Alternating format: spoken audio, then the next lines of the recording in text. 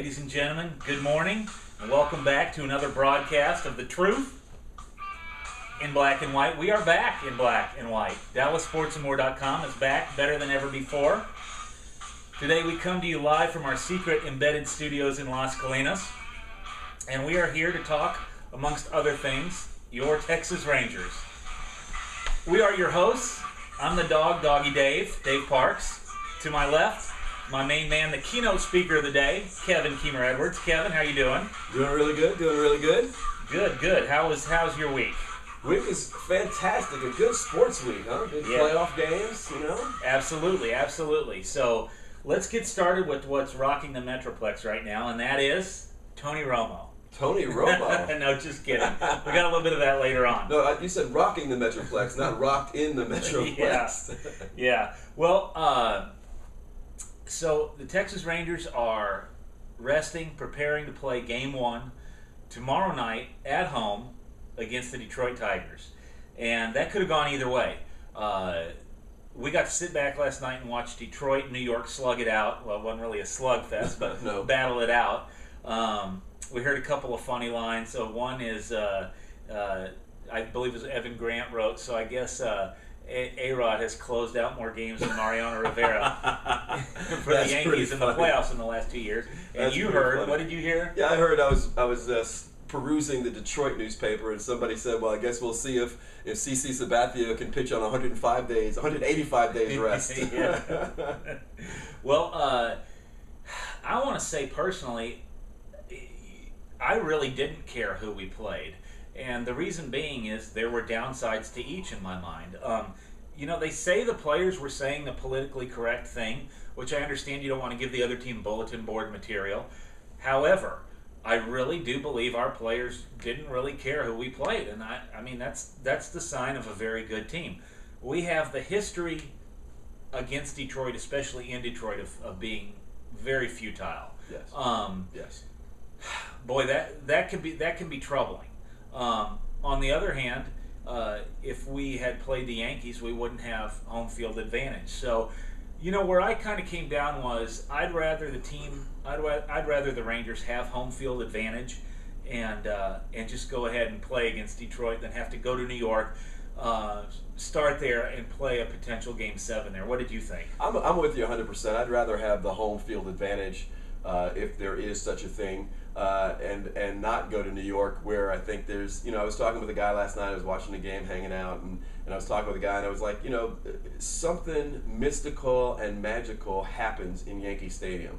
I don't know what that's all about, but there's something always happens. And we were sitting there last night, bases loaded in the 7th, and we saw the run get walked in, and we were thinking something magical is going to happen. We get to the 8th with A-Rod and 2 outs in the 9th, something magical is going to happen. Nothing did, but you always get that feeling when you're playing up in New York. Yeah, A-Rod striking out in a critical situation is not necessarily magical. It's more the norm now. True. I think one of my other buddies was saying that I think between he and Teixeira they went 5 for 40 or something. Wow. in the playoffs. Yeah. Wow, they're just not the same. The big scare isn't there.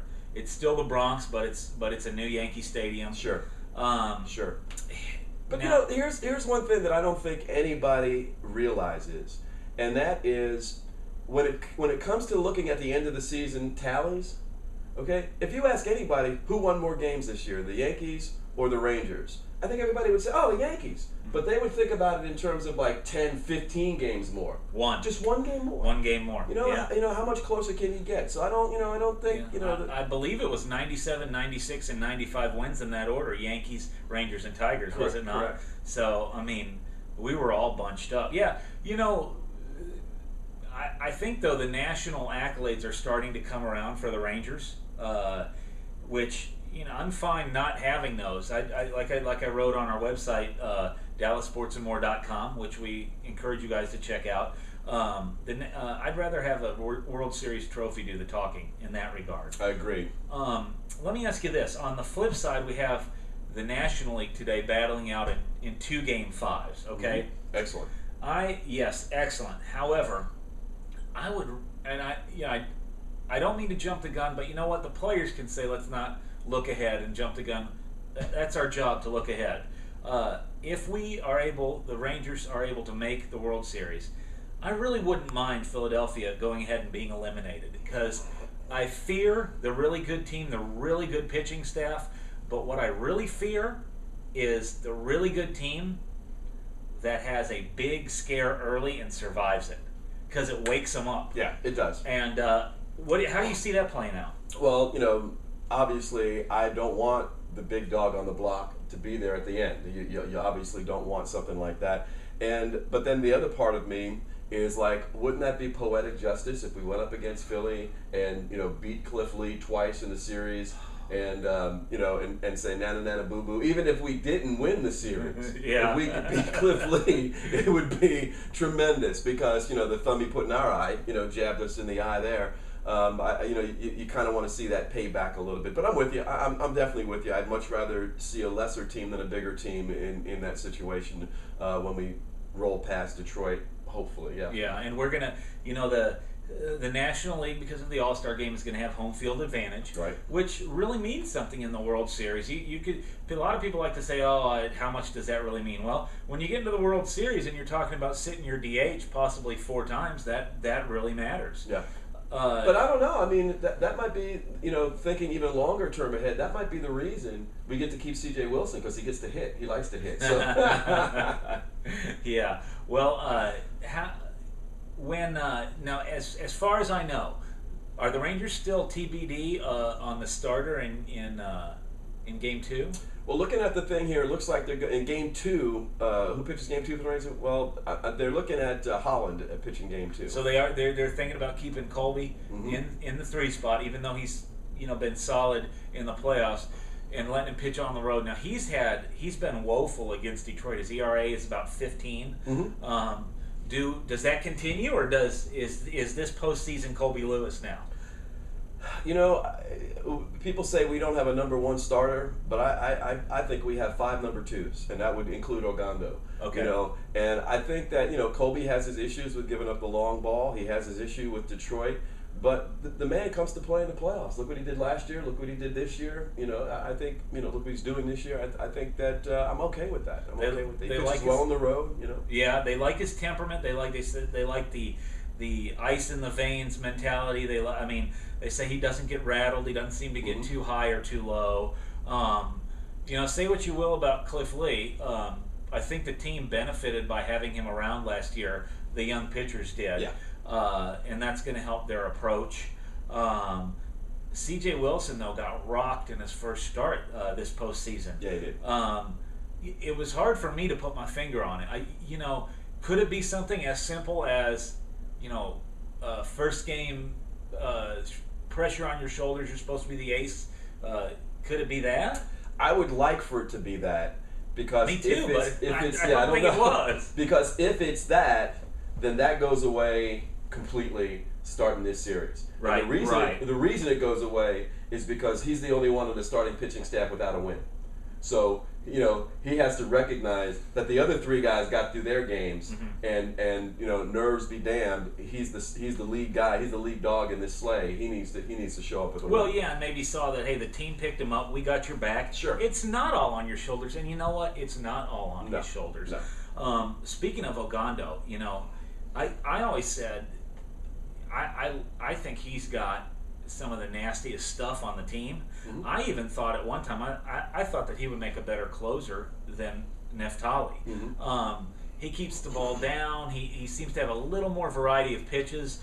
I really don't. Now's not the time to say anything bad about Feliz, but Ogando, came on only because of injuries into the starting lineup, and really thrived for a while. Seemed to hit a wall for a while, but then got it back a little. Overall, a very respectable record. I mean, who has a 5th starter of that quality? And now they seem to have the perfect role for him in terms of bringing him out of the bullpen for whatever situation we want. And the guy is so versatile. He's apparently comfortable doing anything. Do you like the way they've been using him? Yeah, I do. I think that again, for Alexi to come out in the bullpen, he can throw. I mean, he can close down the 7th and the 8th, and leave it up to Naftali for the 9th. Right. There's a lot of. He could be the long man. Hell, somebody gets rocked in the first 2 innings, he can come in and go the 7 that you need him to go. I mean, I think he's in the perfect situation, and even more than that, I think the reason he had a little bit of a meltdown during the season is his first time pitching for a whole year. Mm-hmm. He's had buku rest.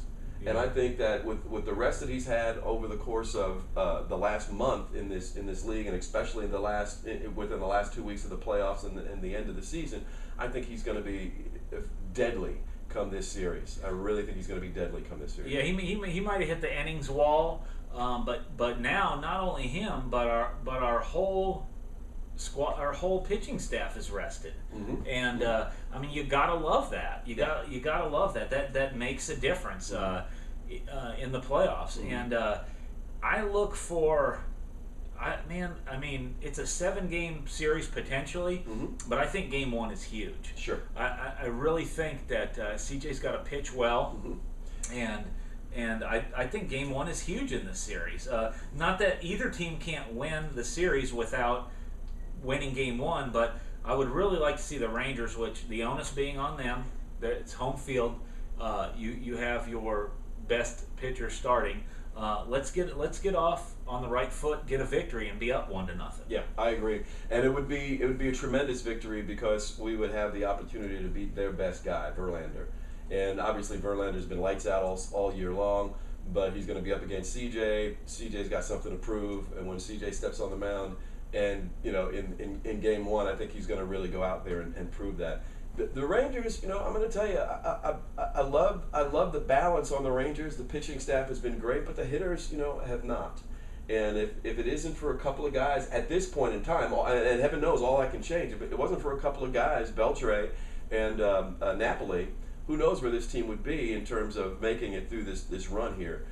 Because Kinsler hasn't been hot. Kinsler's not hot. Cruz isn't hot. Michael Young hasn't even been that hot in the series here. Well, so, you know what though? I kind of like that. I like that we won a series 3 games to 1. Exactly. And it wasn't because all our bats were clicking. Right.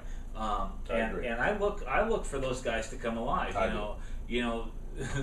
Some of those guys are asleep at the plate, and Beltre comes and hits. What a performance! 3 home runs in a game. What a performance! Which the third of those home runs was that not against Moore, Matt Moore, right? The guy that started Game 1. The guy that started Game 1. That was the young guy that was making his second start ever. Mm-hmm. Well, from all accounts, the guys like to see, they like to have seen a pitcher before, mm-hmm. and they had never seen him. Now, what Beltre said after Game 1 was, well, I was looking for a fastball up. He got me out on that 3 times in Game 1, mm-hmm. and lo and behold, here came the thing that got him out 3 times. Beltre's ready for it, and see ya. Over. Yeah, exactly. Yep. Well, listen, let's regroup and come back with a second segment here in a second. We're going to talk a little bit more Rangers, and then we're going to touch on the NBA labor situation, mm-hmm. and also the NFL landscape at Week 4. So this is DallasSportsandMore.com's The Truth in Black and White. We will be back momentarily.